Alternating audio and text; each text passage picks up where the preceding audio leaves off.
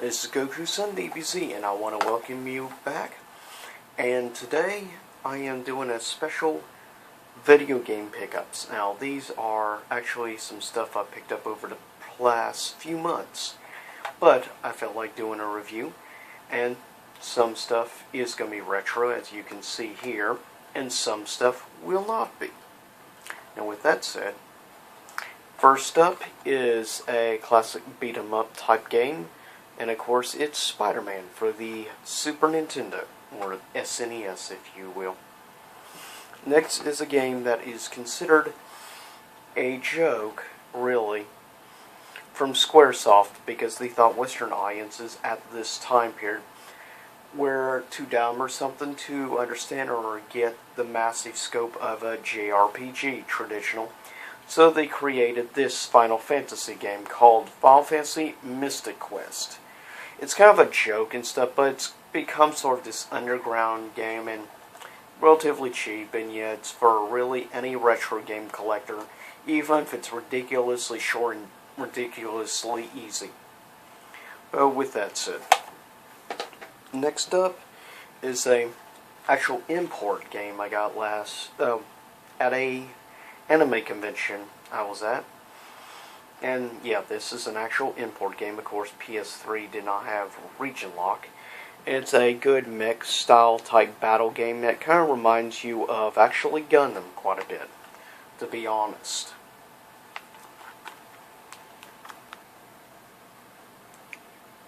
And here's the back, as we can see. It's an interesting looking game.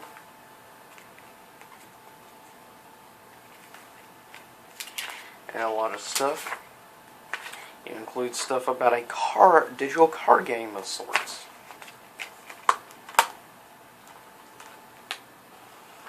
Next is a PlayStation 1 game I found.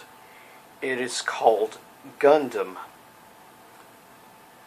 Battle Assault 2. And this was released in like 2001, 2002. So definitely at the end of the PS1 lifespan, or at the beginning of the PS2 lifespan. But it's a very interesting 2D style battle game. As we can see, it's an interesting fun game. It's got characters from like Mobile Suit Gundam, G Gundam, Gundam Wing, Gundam the 8th MS Team. I mean, you have characters, mechs from like maybe 5 or 6 different Gundam series over the years. So, it's definitely, for any hardcore Gundam fan, definitely a must-have. And for anybody who's into 2D fighters, also a good game. Next up is actually some games I recently picked up from GameStop when they were having a special 4 for $20 deal. So basically $5 a game, which isn't bad. And I'm not a big racing fan, but I've heard people praise the Forza series. So I thought I would check out Forza III, since it was on the list of games.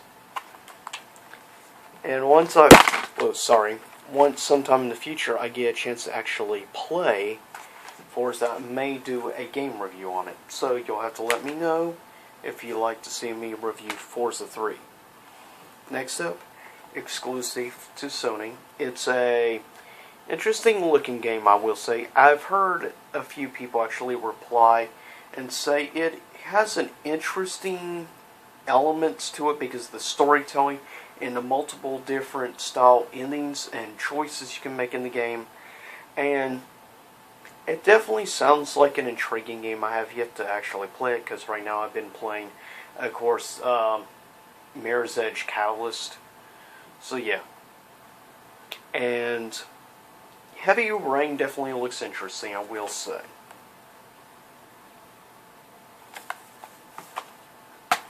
Next up, number 3, which I have actually never played. Yeah, the original Borderlands was actually in the deal, so I figured, since I keep hearing people constantly talk about the Borderlands games, I thought I'd give it a shot, especially at that deal, in that package deal. 4 games. For that price, I figured, why not check it out for such a good deal. And this one, I was weighing because I was hesitant because I've heard mixed reviews and stuff about this game, Watch Dogs, but given one, it's for Xbox One, that's surprising in a offer for basically getting it for $5 an Xbox One game. I know it's on the past gen consoles as well, but still, it's hard to get too many Xbox One games, and since I was told gameplay kind of reminds you of Assassin's Creed, and I like Assassin's Creed games, so I figured I'll give Watch Dogs a shot and see how it is, and for $5, I'm willing to give it a shot. I wouldn't have probably paid more than that. And this is an interesting puzzle game, I will say. So gameplay-wise, maybe about 5-6 hours, give or take. It's a really good game, and yeah, it's an exclusive to Microsoft only. And yeah, you have to play with both brothers, and you control each one with one of the joysticks. And in order to get past puzzles and stuff, you have to be able to control both of them, and yeah, that requires using both, of course, joysticks at the same time. Definitely difficult gameplay-wise, I will say. And this is my newest pickup, which I can't wait to play this game. I was waiting for a physical copy because I'm not big into the digital games and stuff. I prefer having a physical copy for collection purposes, obviously. And I can't wait. And I miss the days when you used to have booklets and stuff. But I can't wait to try this game out. I've heard nothing but very positive things about this as a great modern day platformer. Now, we're towards the end. This got for the Sega Saturn, and you can't get too many Sega Saturn games. But I couldn't resist because I love Virtua Fighter series, and Virtua Fighter Remix is definitely a good game for any fighting game fans, and especially anybody who is a fan of Sega games. Not just the console, but also a fan of Sega-made games. And Virtua Fighter was really the first 3D full fighting game out there, given when it came out. Okay, now we're into the ones I just picked up this week from Retro Gaming Store. Luckily, the shop owner let me know about. First of which is pretty awesome. I got for the PS1 Warcraft 2, The Dark Saga. I've never played any of the Warcraft games, nor have I ever played the World of Warcraft. Well, I tried World of Warcraft and I couldn't get into it, but I've heard nothing but good things about the actual Warcraft games, and given I love the movie so much and it's based on the material of these games, I figured I would give it a shot, and given a fat for a reasonable price from my local retro gaming store, which is called Rare Drops. If you're ever in this area in West Virginia, you've got to check out Rare Drops. Awesome stuff you can find, as you can see. Sadly, they had another Blizzard game for PS1, but somebody beat me to it, called the original Diablo. Yeah, I would have liked to have had that in my personal collection, but hey, you take what you can get. And this is actually a pretty nice find, I will say. Next is actually a Panasonic 3DO game, and it's not just any game. It's Super Street Fighter II Turbo, with, of course, Akuma on the front. And I can't wait to play this. I have my first official fighting game for the Panasonic 3DO, and not just any fighting game. It's a freaking Street Fighter game, and of course, as you all by now know, I love Street Fighter. I know a lot of my viewers are Street Fighter fans, so I definitely look forward to reviewing this. Look at that awesome, awesome cover art with Akuma. And I can't wait to review this game.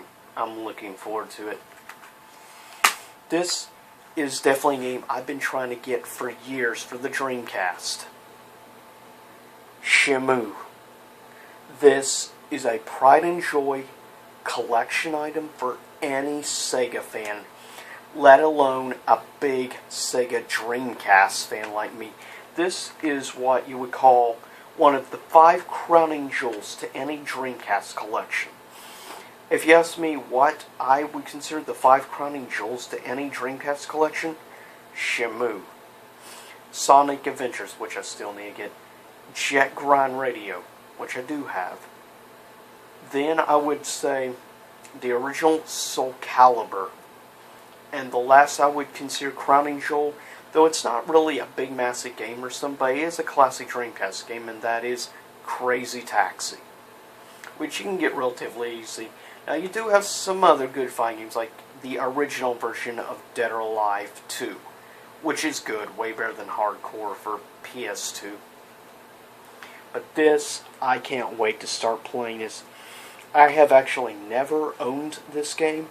This is a big deal. I've been trying to get Shamu for actually a decent amount of years. And on top of it, it's in mint condition. That's saying something. And for a reasonable price tag.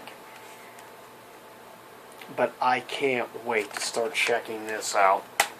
This is going to be awesome. And yeah, it's actually a 3-disc game. Plus you get a special bonus disc called Shamu Passport, which sounds interesting. And now the crowning jewel item I got. It's a special edition, a Japanese style edition, Game Boy Color. And of course, as we see, it's a Pikachu Pokemon edition Game Boy Color at that. Neon, and in the back is actually Pokemon Yellow, but I've had that for years. But this is awesome, and just hear this beautiful sound before I finish up my vlog. And please give me a thumbs up this video, like, subscribe, follow me at twitter.com/GokuSunDBZ, as well as on Google+. And now on Tumblr. Classic. But I'm not going to play Pokemon music because of copyright issues. See you next time. Same YouTube time, same YouTube channel.